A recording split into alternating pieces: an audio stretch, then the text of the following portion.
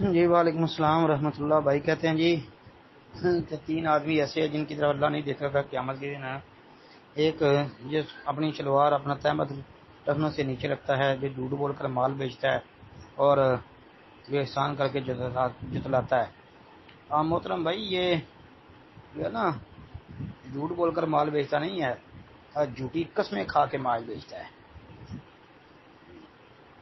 ایک اپنا تہمد اپنی شلوار ٹخنوں سے نیچے لٹکانے والا، دوسرا احسان کر کے جتلانے والا، تیسرا جھوٹی قسم اٹھا کر مال بیچنے والا.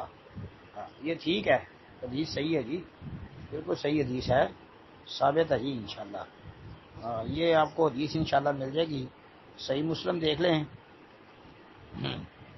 106 نمبر، پھر اس کے بعد آپ سنن نبی داود 4087 نمبر، ایسے ہی ترمذی کے اندر 1211 نمبر، پھر پوسٹ کے اندر جو ہے یہ سنن نسائی کا بھی حوالہ ہے، یہ بالکل موجود ہے اس میں بھی.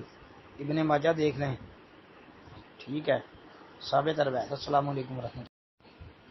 السلام علیکم ورحمۃ اللہ وبرکاتہ. محترم بھائی نے لکھا ہے ایک میت کے 2 یا 2 سے زیادہ جنازے پڑھنے پر مواد درکار ہے.